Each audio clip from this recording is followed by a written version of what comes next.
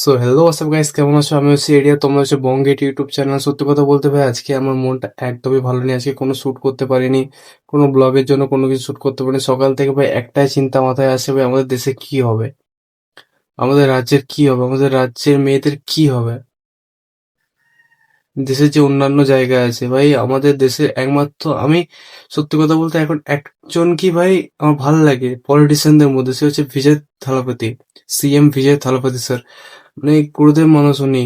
উনি যা শুরু করেছেন ভাই, সত্যি কথা বলতে উনি যা শুরু করেছেন, নেক্সট পিএম, আমার মতে নেক্সট পিএম হয়তো উনি।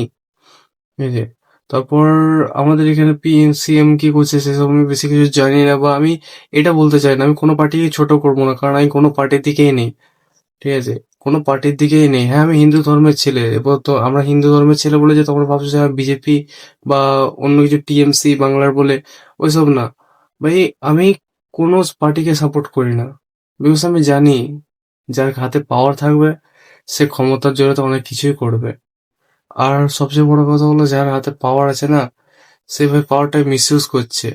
কারণ দেখো না, এই বারুইপুরের ঘটনাতে সামান্য 11 বছরের মেয়েটা, কি দোষ ছিল মেয়েটার?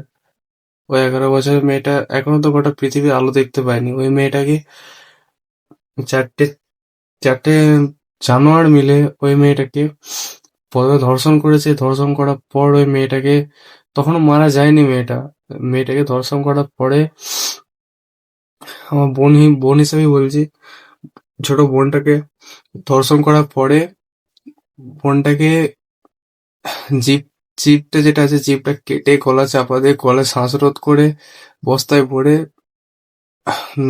পুকুরে জলে ফেলে শ্বাসরোধ করে মেরেছে।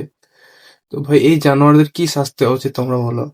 আমার মতে এরকম প্রত্যেকটা জানোয়ারকে মাঝ রাস্তায় কাটা দরকার, জ্যান্ত কাটা দরকার এইসব জানোয়ারগুলোকে। তো ভাই ফার্স্ট অফ অল আমি এটাই বলবো। আবার রাজস্থানের একটা ঘটনা আছে বলি, রাজস্থানে তোমার 32, এটা তো তবু মানে কি বলবো, 32টা, ভাবতে পারছো 32টা জানোয়ার মিলে একটা মেয়েকে রেপ করেছে, তারপর টানা 5 দিন ধরে। ভাই কি চলছে এটা এই মানুষদের? ভাই এতটা কি, এটা এতটা হাওয়াস কেন এদের মধ্যে? জানোয়ার ভাই, জানোয়ার হয়ে গেছে, এটাই কলিযুগ।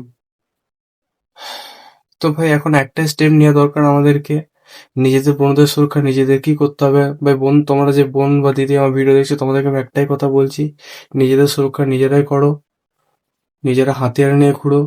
যদি তোমাদের মনে হয় যে এর কাছ থেকে তোমার ক্ষতি হতে পারে, এই তোমার বিরুদ্ধে মানে তোমাকে কোনো ক্ষতি করতে চাইছে, ধর থেকে মাথাটা আলাদা করে দাও, ধর থেকে মাথাটা আলাদা করে দাও।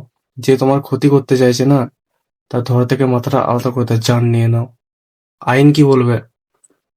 কিচ্ছু বলতে পারবে না। যে তোমার ইজ্জত নিয়ে খেলার চেষ্টা করবে, মেয়েদের কাছে মেয়েদের সম্মানটাই সব থেকে বড়, আর সে সম্মানটা যে কেড়ে নেওয়ার চেষ্টা করবে, জানে মেরে ফেলো। আজকাল বেশি কিছু বলবো না, কারণ বলার মতো আমার মন মানসিকতা এখন নেই, এগুলো যেগুলো হচ্ছে। কাল থেকে ডেইলি ব্লগ আসার আবার চেষ্টা করবো। Good bye.